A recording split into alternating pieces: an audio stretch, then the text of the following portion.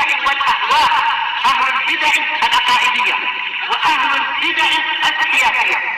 نقول بيننا وبينكم السلف، بيننا وبينكم الكتب، كان فيقول البدع بيننا وبينكم.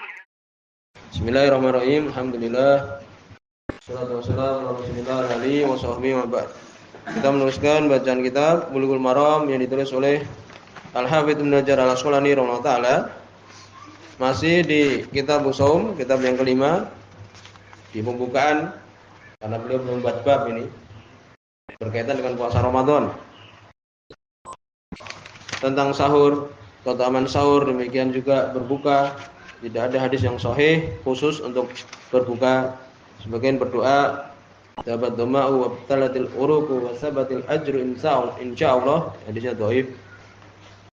Walaupun sebagian musyahan hadis ini di antara para ulama seperti Syekh Albani rahimahullah taala juga termasuk doa yang tidak ditolak oleh Allah Subhanahu wa taala orang berpuasa.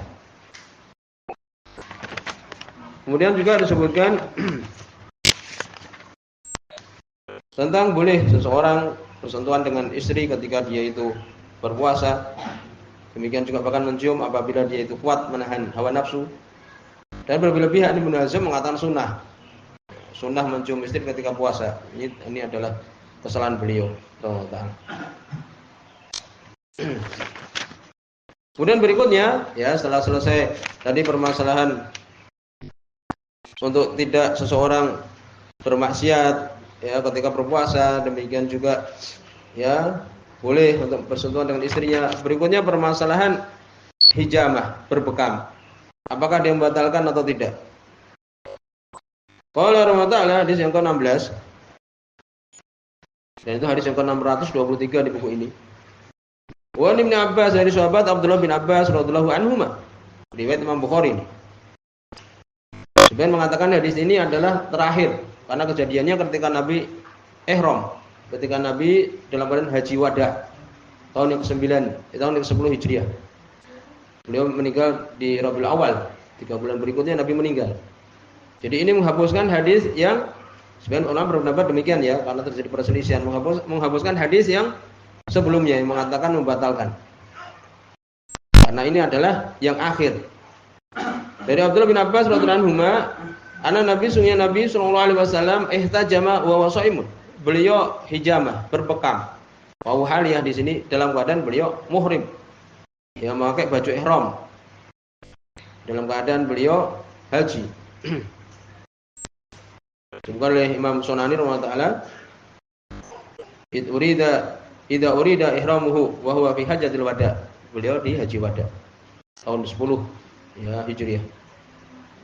Dzulhijjah itu kan akhir dari tahun 10 kan. Kemudian juga disebutkan wahtajama wa wasaimun, dan Nabi melakukan hijamah berbekam dalam keadaan beliau puasa. Nah, ini dibicara para ulama, tidak mungkin haji bersamaan itu puasa kan itu.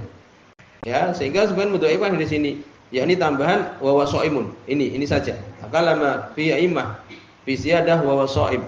Berbicara para ulama tentang tambahan dia dalam keadaan puasa. Ya, sebuah Imam Sunani walakinna lam yaqa dzalika fi waqtin wahid, tidak mungkin terjadi di dalam satu waktu.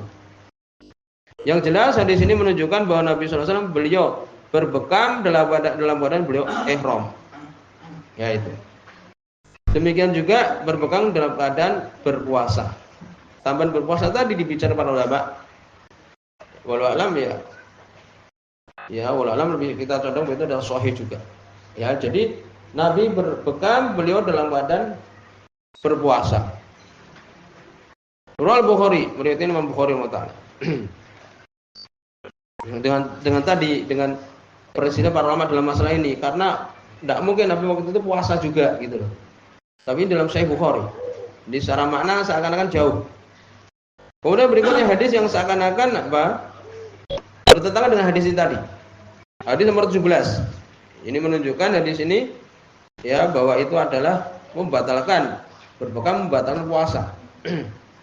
Buan Shaddad bin Aus, dari Shaddad bin Aus radhiyallahu anhu.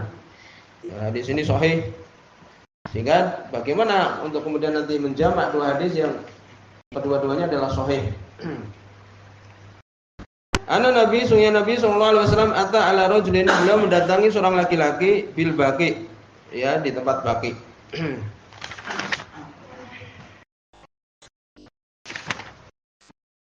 Wa huwa yahtajimu fi Ramadan.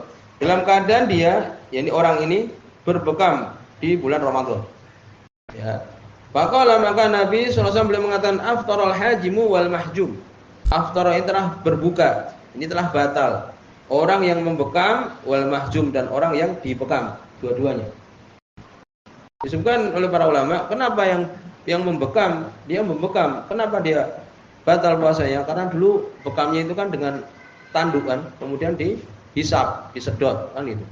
Ditakutkan masuk ke dalam mulutnya kan itu. Ini orang yang bekam. Adapun mahjum, orang yang dibekam biasanya keluar darah banyak membuat dia lemas. Ini di antara hikmahnya sebagian menunjukkan demikian.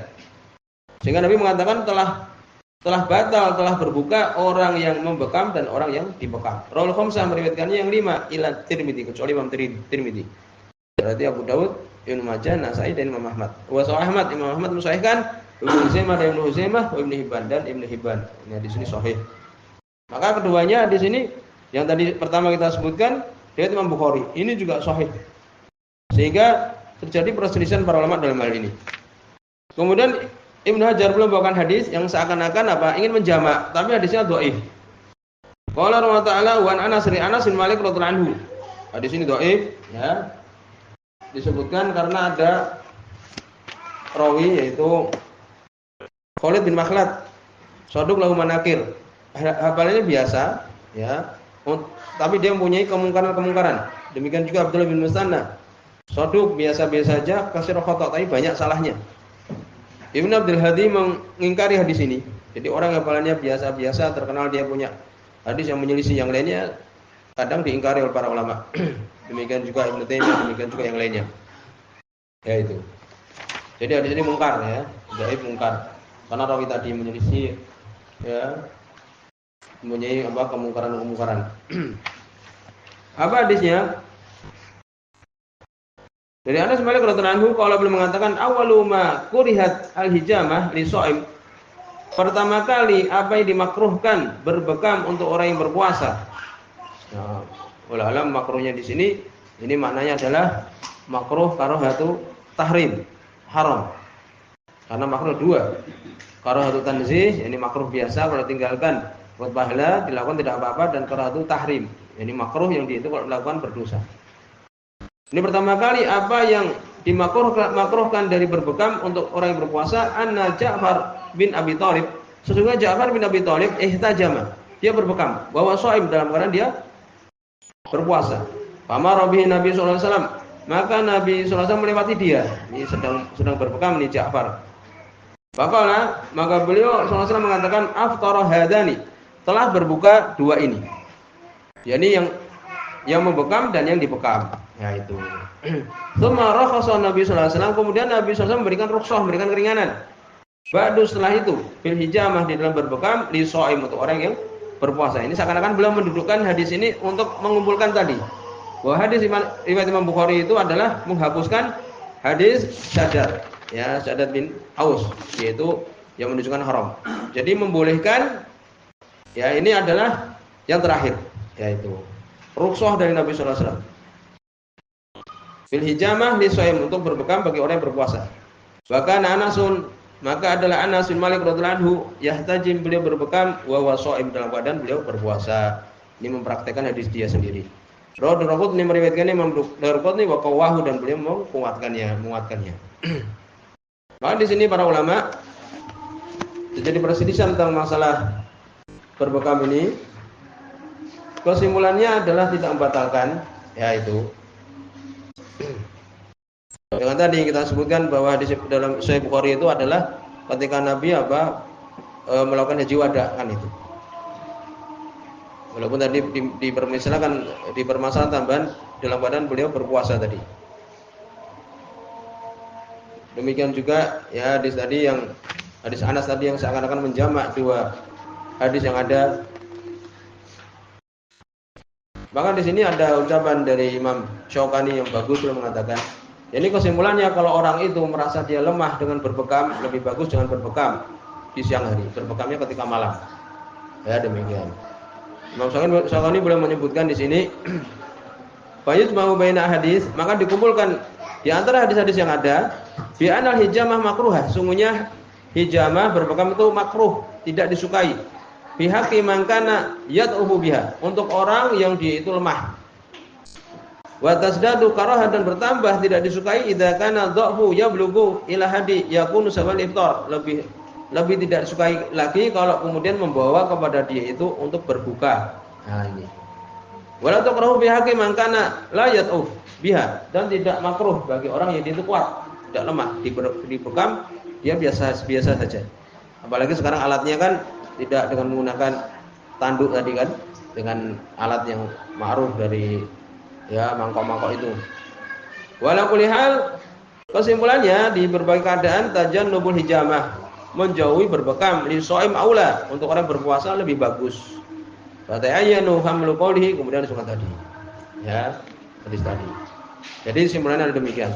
Jadi kalau dia nanti takutnya lemah, ya lebih bagus jangan berbekam. Ini. Tapi hukum asalnya ulama alam bahwa tidak membatalkan. Ya ulama alam di sini sudah ini antar sudah ini.